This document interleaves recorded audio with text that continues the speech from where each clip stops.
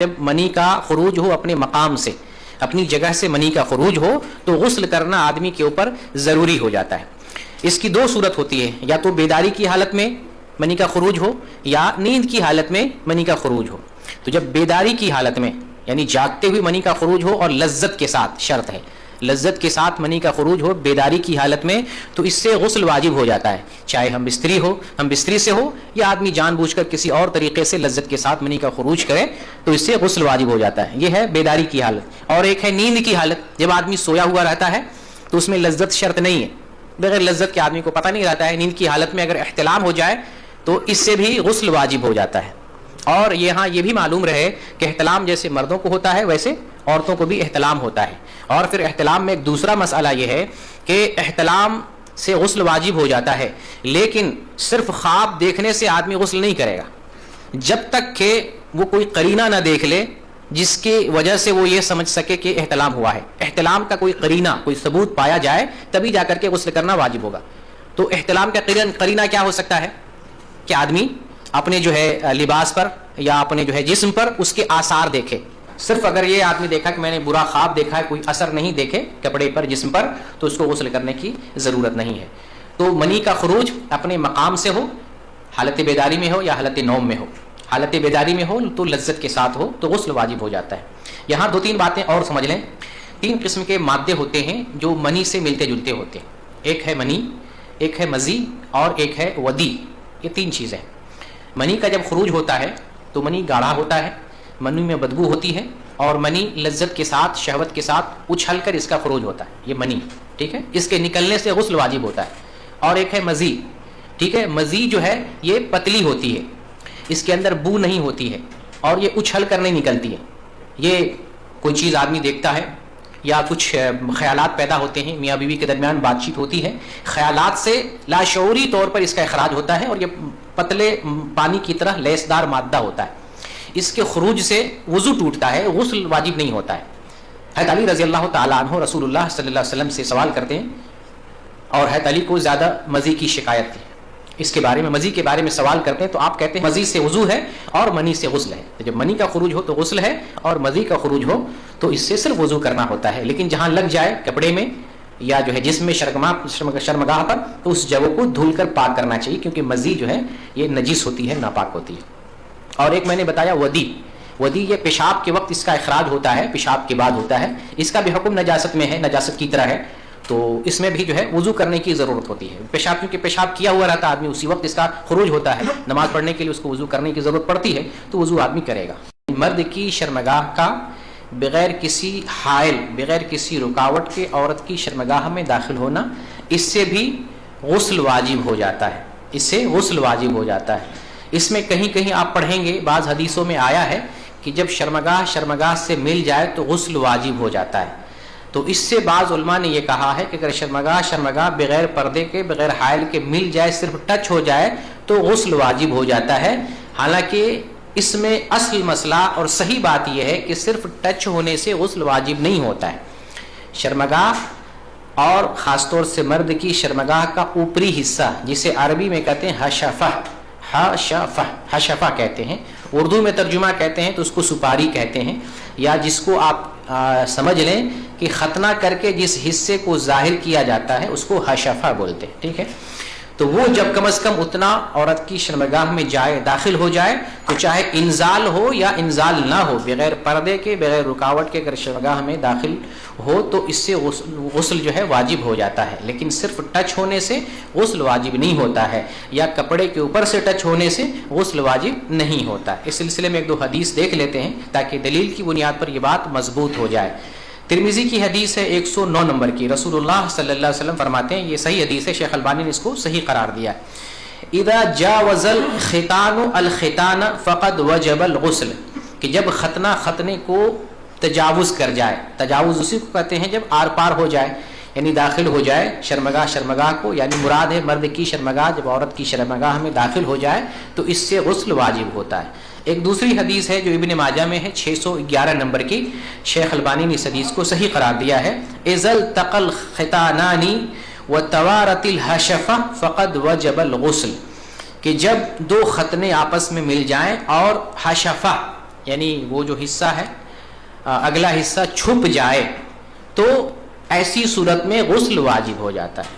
تو اس میں صحیح مسئلہ کیا ہے کہ صرف ٹچ ہونے سے غسل واجب نہیں ہوگا. جب مرد کی شرمگاہ عورت کی شرمگاہ میں جائے، چاہے انزال ہو یا نہ ہو، دونوں صورت میں اگر بغیر پردے کے، بغیر جو ہے کپڑے کے داخل ہوا ہے تو اس سے غسل واجب ہو جاتا ہے. یہ دوسری چیز ہے، یعنی وجوب کو، غسل کو واجب کرنے والی. جب حیض کا خون یا نفاس کا خون بند ہو جائے تو اس وقت حیض اور نفاس کی گندگی کو دور کرنے کے لیے غسل کرنا ضروری ہوتا ہے. حیض کسے کہتے ہیں؟ ہر عورت سے ماہواری طور پر جو خون جاری ہوتا ہے، جس کے اوصاف میں نے پہلے بھی بتایا ہے. ماہواری طور پر یہ خون آتا ہے، حیض کا خون ہوتا ہے. اور ایک خون ہوتا ہے جب بچے کی پیدائش ہوتی ہے اس وقت خون نکلتا ہے، اسے نفاس کا خون مانا جاتا ہے. اور عورت سے ایک تیسرا خون ظاہر ہوتا ہے، اسے استحاضہ کہتے ہیں. استحاضہ کا خون کون سا ہوتا ہے؟ بیماری والا، جو نہ تو نفاس کا خون ہے نہ ہی حیض کا خون ہے. ان دونوں سے ہٹ کر ایک الگ خون آتا ہے جو مسلسل برابر آتا رہتا ہے، وہ استحاضہ کا خون ہوتا ہے. اسے کہتے ہیں بیماری والا خون. تو استحاضہ میں عورت نماز پڑھتی رہے گی. بیماری والا خون آئے تو عورت نماز پڑھ سکتی ہے، روزہ رکھ سکتی ہے. لیکن جب حیض آئے، نفاس کی حالت ہو، تو اس وقت عورت نہ نماز پڑھ سکتی ہے نہ روزہ رکھ سکتی ہے. تو جب حیض کی حالت ہو اور نفاس کی حالت ہو اور وہ حالت ختم ہو جائے تو پاک ہونے کے لیے عورت کو غسل کرنا ضروری ہے. ایک خاتون تھی رسول اللہ صلی اللہ علیہ وسلم کے زمانے میں، ان کا نام تھا فاطمہ بنت ابی حبیش. فاطمہ بنت ابی حبیش. ان کو استحاضہ کی شکایت تھی. استحاضہ میں نے بتا دیا آپ کو، یہ بیماری والا خون ہوتا ہے. استحاضہ کی شکایت تھی تو رسول اللہ صلی اللہ علیہ وسلم سے مسئلہ دریافت کرنے کے لیے گئی کہ اس مسئلے میں، استحاضہ کے معاملے میں ہمیں کیا کرنا چاہیے. تو رسول اللہ صلی اللہ علیہ وسلم نے پہلے حیض کی کیفیت بتائی. اور یہ بڑا سینسیٹیو معاملہ ہے. جس عورت کو استحاضہ کی شکایت ہو اس کو حیض پہچاننے میں ذرا دشوار ہوتا ہے. یعنی ایک عورت کو مسلسل خون آ رہا ہے، اسی درمیان پھر حیض آ رہا ہے، تو کب حیض سمجھے گی، یہ مسئلہ بہت دشوار ہوتا ہے. تو نبی کریم صلی اللہ علیہ وسلم نے ان کو بتایا کہ جس ٹائم کالا خون آئے، کالے رنگ کا خون آئے تو یہ حیض کا خون ہے. اور میں نے آپ کو بتایا تھا حیض کا جو رنگ ہوتا ہے وہ کالا ہوتا ہے. تو جس ٹائم کالا رنگ کا خون آئے اس کو حیض سمجھے اور وہ ختم ہو جائے تو غسل کر کے اب نماز پڑھے. اس کو یعنی کالا خون ختم ہو جائے تو سمجھا وہ استحاضہ ہے، وہ نماز پڑھ سکتی ہے. آپ صلی اللہ علیہ وسلم نے حکم دیا اس خاتون کو، فاطمہ بنت ابی حبیش کو، جو بخاری کی حدیث ہے، 320 نمبر کی حدیث.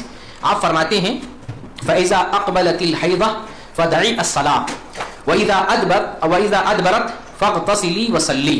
جب حیض آئے تو نماز چھوڑ دو، جب حیض گزر جائے تو غسل کرو اور نماز پڑھو. یعنی استحاضہ کی حالت ہوتے ہوئے نبی صلی اللہ علیہ وسلم نے بتایا کہ تم استحاضہ کی حالت میں بھی نماز پڑھو گے، لیکن استحاضہ کی حالت میں جن دنوں میں حیض آئے ان دنوں میں نماز سے رک جانا ہے. جب حیض سے پاکی حاصل ہو، یعنی یہ کالا خون بند ہو جائے تو تم حیض سے پاکی حاصل کرنے والا غسل کرو اور اس کے بعد نماز پڑھو.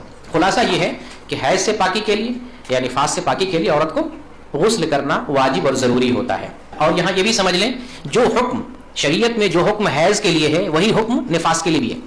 شریعت میں جو حکم حیض کے لیے ہے وہی حکم کیا ہے؟ نفاس کے لیے بھی ہے.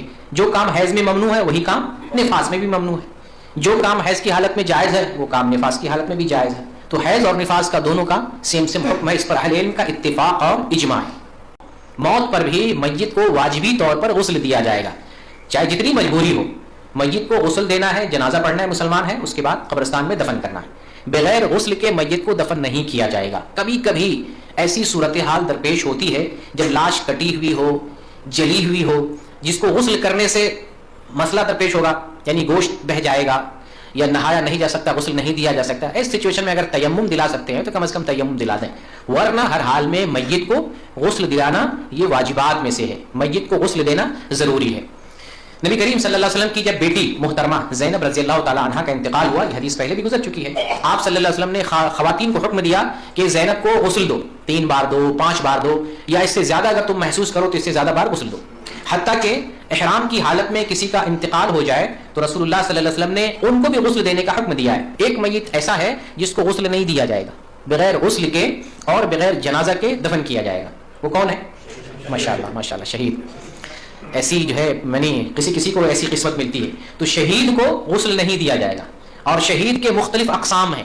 جو دین کے لیے لڑتے ہوئے مرے شہید، گھر کی حفاظت کے لیے مرے شہید، اہل و عیال کی حفاظت کے لیے مرے شہید، پیٹ کی بیماری میں مرے شہید، دب کر مرے شہید، جل کر مرے شہید، پھیپھڑے کی بیماری سے مرے شہید، عورت حمل کی حالت میں ہے وفات پائے شہید، زچگی کی حالت میں وفات پائے شہید. تو شہید کے مختلف اقسام ہیں، ان سب کو غسل دیا جائے گا. لیکن وہ شہید جس کو غسل نہیں دیا جائے گا وہ شہید معرکہ ہے. شہید معرکہ یعنی جو میدانی جہاد میں شہید ہوا ہو اس کو غسل نہیں دیا جائے گا. احد کے میدان میں 70 صحابہ کرام شہید ہوئے تھے. تو جتنے صحابہ کرام شہید ہوئے احد کے میدان میں نہ تو جنازے کی نماز پڑھی گئی اور نہ ہی ان کو غسل دیا گیا. اپنی حالت میں خون اور اسی طرح سے لباس اپنے لباس میں رسول اللہ صلی اللہ علیہ وسلم نے سب کو دفن کیا ہے. شہداء احد کے بارے میں ایسا ہی معاملہ پیش آیا جس سے اہل علم نے یہ مسئلہ اخذ کیا ہے کہ شہیدوں کو نہ غسل دیا جائے گا اور نہ ہی جنازہ کی نماز پڑھی جائے گی. اس کی حکمت بتاتے ہوئے اہل علم نے لکھا ہے کہ شہید کو اس لیے غسل نہیں دیا جائے گا کہ شہادت ایک مقام ہے, ایک عبادت ہے. شہید ہونا عبادت کا ایک بلند مقام ہے, اور یہ جو خون کا اثر ہوتا ہے, تلوار لگتی ہے, زخم لگتا ہے, تو یہ عبادت کا اثر ہے. اس اثر کو باقی رکھا جاتا ہے کیونکہ قیامت کے دن وہ اسی طرح سے اٹھائے جائیں گے اور اس سے ان کی برتری اور فضیلت ظاہر ہوتی ہے تاکہ قیامت میں بھی اپنے احوال سے پہچان لیے جائے کہ ان کا مرتبہ شہیدوں کا مرتبہ ہے. اور جنازے کی نماز اس لیے نہیں پڑھی جاتی ہے کہ جنازے کی نماز کیوں پڑھتے ہیں, تاکہ ان کے لیے مغفرت کی دعا کریں, رسول اللہ صلی اللہ علیہ وسلم کی شفاعت نصیب ہو. اور شہید کا مقام وہ ہے کہ ان کو اللہ تعالیٰ بخش دیتا ہے, تو اس لیے مغفرت یا شفاعت کی انہیں ایک طرح سے ضرورت نہیں رہتی, اس لیے جنازے کی نماز نہیں پڑھی جاتی ہے. بغیر جنازے کی نماز کے ان کو دفن کیا جاتا ہے. کافر کا مسلمان ہونا یا کوئی مرتد ہو گیا تھا دوبارہ عصر نو مسلمان ہو رہا ہے, پھر سے ہو رہا ہے, تو اس کو بھی واجبی طور پر غسل دلانا چاہیے. اس میں اختلاف کرتے ہیں, بعض علماء کہتے ہیں کہ مستحب ہے کہ نیا مسلم غسل کرے, لیکن اس میں بھی قوی موقف اور مضبوط اور درست بات یہی ہے کہ نئے مسلمان کو بھی غسل کرنے کا حکم دیا جائے گا, کیونکہ نبی کریم صلی اللہ علیہ وسلم نے کئی صحابہ کرام کو جو اسلام لائے ان کو غسل کرنے کا حکم دیا تھا. جیسے کہ ابو داؤد کی حدیث ہے 355 نمبر کی, اس میں ذکر ہے کہ قیس بن عاصم رضی اللہ تعالیٰ عنہ جب اسلام لانے کے ارادے سے رسول اللہ صلی اللہ علیہ وسلم کے پاس آتے ہیں تو آپ نے کہا کہ غسل کرو, غسل کرنے کا حکم دیا ہے. اسی طریقے سے سمامہ بن اسال رضی اللہ تعالیٰ عنہ جن کو مسجد نبوی کے ستون سے باندھا گیا تھا, جب یہ اسلام لاتے ہیں تو رسول اللہ صلی اللہ علیہ وسلم نے ان کے بارے میں حکم دیا کہ ان کو لے جاؤ فلاں باغ میں لے جاؤ اور ان کو غسل دلاؤ. اسی طریقے سے ایک اور صحابی ہیں جن کا ذکر ابو داؤد میں 356 نمبر کی حدیث ہے, کلیب رضی اللہ تعالیٰ عنہ, یہ کہتے ہیں کہ اللہ کے رسول میں نے اسلام قبول کر لیا ہے. تو آپ نے ان کو کہا تھا الق عنک شعر الکفر, اپنے سے کفر کے بال کو دور کرو, ناپاکی کو دور کرو, جو کفر کا بال ہے اس کو موڑ لو. تو جو کفر کا بال موڑنا ہے تو غسل تو اس سے بھی زیادہ جو ہے اولا جو ہے غسل بھی کرنا چاہیے. تو بہرکیف دلائل سے یہ بات مضبوط ہوتی ہے کہ نئے مسلم کو بھی غسل کرنے کا حکم دیا جائے گا.